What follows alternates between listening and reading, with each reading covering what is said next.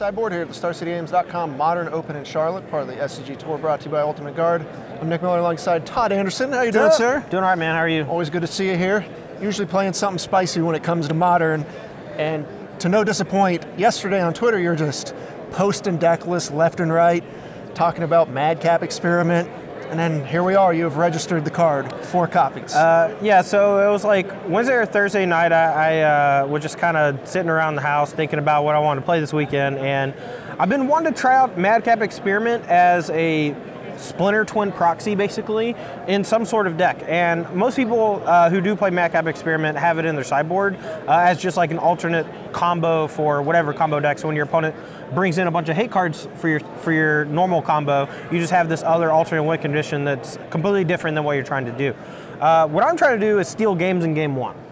If I'm playing as Burn or, I don't know, God forbid, Colorless Eldrazi, you know, Platinum Imperion's a big deal, and it's, you know, it helps in certain matchups that Grixis control deck might not necessarily be able to fight on its own. Right, and we've seen this card pop up since its printing in all kinds of different configurations. Yeah. We've seen it in like the Blood Moon decks that are playing blue-red, we've seen it in Temur, we've seen it in Grixis, we have it here. You're shooting it in the main deck, usually pushing it away in the sideboarded games and then just grinding them out with the control deck. Yeah, so game 1, the Platinum Imperion plan, try to steal game 1, then most people will have some sort of way to deal with it. And when that happens, you board in things that are good once the game slows down. You want to board in stuff like Ancestral Visions, Liliana of the Veil, Tassiger the Golden Fang, and this deck can accrue so much card advantage and has so much recursion with 3 copies of Kolaghan's Command, 4 copies of Jace Vryn's Prodigy, and 4 copies of Snapcaster Mage that you can just grind through removal. And after your opponent has answers to your Platinum Imperion, that's a very easy way to just win the game. All right. Seeing you play this deck brings back flashbacks about 2 years ago in Standard, where you just were always playing Jace Vryn's Prodigy alongside the commands and just grinding players out until they have nothing left. I don't know if we can show it, but my Jace Vryn's Prodigies are definitely MP, heavily played. They got almost white corners. They've seen some love, and I'm glad to see 4 copies again in Modern, because this card picked up steam when it was printed, and then it's kind of faded out of fashion. But it's very good in this deck, especially when you're bringing alongside Snapcaster Mage Kolaghan's Command. Yeah, one thing I learned from playing Standard with Jace Vryn's Prodigy is that you don't really care if it dies as long as you have ways to brute force it back into play. And when you have 3 copies of Kolaghan's Command and 4 copies of Snapcaster Mage to flash it back, you're going to stick a Jace Vryn's Prodigy if you really want to. And that's what I've been doing all day. Like, my Jace Vryn's Prodigy doesn't survive very long, but it eventually does survive, and eventually will take over the game. Right, we saw that back in the day, you know, between Kolaghan's Command and Ojutai's Command. All the commands. All of them bringing it back, and just this card advantage engine that no one can keep up with once you have it going. Yeah. But this is Modern, so you have to have a lot of ways to interact early, which your deck is basically a control deck at its heart. Lightning Bolt, Terminate, K-Command as your kill spells. Then you have Discard Package and card drawing with Serum Visions and Inquisition all at 1 and 2. Yeah, so I hate counterspells right now. Like, Remand is one of my favorite cards of all time. Right, and all your Teamer box decks have Remand. And when Remand is bad, counterspells in general are bad. Like, Cryptic Command right now I don't think is very good. Probably the only counterspell that I would think might be worth playing is Logic Knot, and we see that actually in a lot of the Jeskai decks because it's functionally counterspell. Like, it just acts like a counterspell for that deck. So I didn't really want to play, I want to be a little more proactive. I want to be able to protect Jace on the play, so I thought Inquisition would be better. And I didn't want to take too much damage from Thoughtseize, so I'm playing that over Inquisition, or playing Inquisition over that because of the life exchange, but it's kind of biting me a little. I've played against 2 Cryptic Command decks already, and game 1's hard. Game 1's really hard. Yeah, without any real answers to Cryptic Command, your deck doesn't look like the control deck that it is in game 1. Yeah, I mean, game 2, I have a little bit of help with Disdainful Stroke, but it's not pretty. We've had to steal some games with hope that they use their Cryptic Command on your Ancestral Visions so that you get to go like Disdainful Stroke, draw 3 cards, play a Tassiger, and, you know, still have like Snapcaster up or whatever. So. All right, so you're pairing Madcap Experiment with Platinum Imperium. We've seen Platinum Angel in the past. Sure. How come Imperium in this build? So I didn't want to be too gimmicky. I think if you want to play Platinum Angel, you want to play like 4 Pact of Negation, maybe even like 4 Pact of the Titan, just synergy-based cards that go around that. But Platinum Imperium is just a very clean package. It doesn't deal you any damage. So if you actually get your Platinum Imperium destroyed via Path Exile, Kolaghan's Command, you're not vulnerable to just losing the game. Whereas, excuse me, Platinum Angel, you know, you take all the damage from the Madcap Experiment, and if that puts you at 0 or less, all your opponent has to do is get the Platinum Angel off the battlefield for 1 turn, and then you lose. Right. One more card we have to talk about in this deck, See Beyond. I know this card. I got a lot of questions about combo cube, like last picks and things like that. Here is showing up. It's got a soft spot in my heart. Way back in the day, I played a Goryo's Vengeance deck that played 2 copies of See Beyond. We were playing Fury of the Horde, and I didn't want to discard Fury of the Horde, so, and I also didn't want to play Tormenting Voice because I hate that card.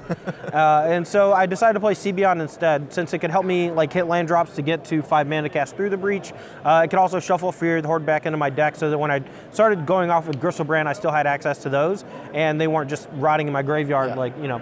And, you know, I thought about playing Chart the Course over the See Beyonds because sometimes I do attack with Snapcaster Mage, and just a 2 mana draw 2 is great. But See Beyond being able to shuffle the Platinum Imperium back into my deck from my hand makes it so that my Madcap experiments are still turned on. Same thing with Vendilion Click. You can sometimes use it on yourself to put the Platinum Imperium on the bottom. Yeah. Feels very brainstormy in that, you know, once you have the Imperium in your hand, you can get it back into your deck. Oh, yeah. And create sort of a card advantage there. Yeah, and you know, I'm playing 22 lands, which is actually kind of a lot for the curve of this deck. And See Beyond helps not only make you hit land drops earlier in the game, but as the game goes along, like I've already used Snapcaster Mage on See Beyond multiple times to draw 2 and put a land back. It's functionally a draw 2 in Modern because there's always a card in your deck or in your hand that is going to be useless, either the extra land or just like a removal spell against a combo deck, you know, or something like that. Yeah, with as many matchups as there is in Modern, your deck's going to have a card that isn't going to play in some of those matchups. Moving to the sideboard, as you mentioned, this is where the real control deck comes into form. Yeah. This is just usually what I expect to see in your main deck. All of these cards minus Ceremonious Rejection. Oh yeah, we board into the Corey Burkhart special, the 4 Ancestral Visions, a couple Tassigers, and the Disdainful Strokes and Ceremonious Rejection are kind of concessions to matchups that I really want counterspells for, but I don't really want to play counterspells in my main deck. Like Rejection and Disdainful Stroke are just so good against Eldrazi, but they both have matchups where they're good otherwise. Right, Disdainful Stroke being good against the Scape Shift deck, the Primeval Titans, and all that kind of stuff. You also have your one-ups here, Liliana, Last Hope.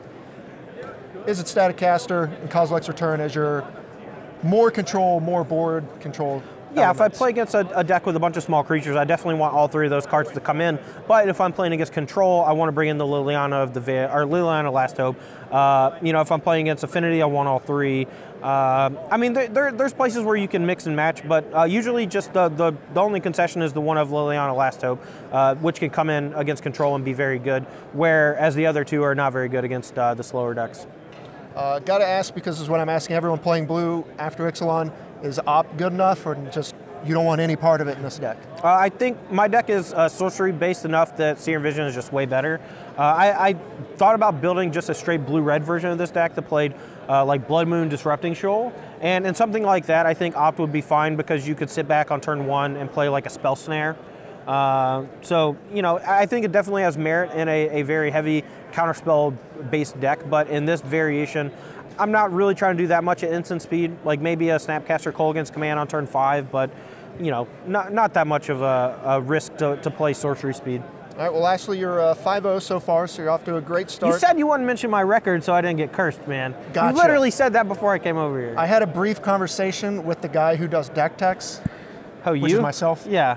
So you're just a crazy person. You're just talking to yourself. We're just making fun of Donald Trump here, oh. that's all. But I want to ask one more thing. What's it like to be playing Modern, doing what you do naturally? Anytime I watch you in Magic having a lot of success, you're doing this kind of thing. You know, you've been playing some crazy decks in Modern lately, so now you're back at your home base. I mean, technically I'm at my home base, but I'm also playing some crazy crap, so... You know, it's kind of like a best of both worlds type deal. You know, I really love all the cards that are in this deck, except for Madcap Experiment and Platinum Imperium. I've played with all these other cards just literal hundreds of matches. And it just feels really good to be able to play the spells that I love to cast. And that's one of the reasons why I like playing Modern. I get to kind of just do whatever I want and hope that my cards all kind of come together in the right way. All right, well, I'm glad to have you here on the sideboard. You're off to a great start. We won't say the record again. You already said it. You already ruined it. It's fine.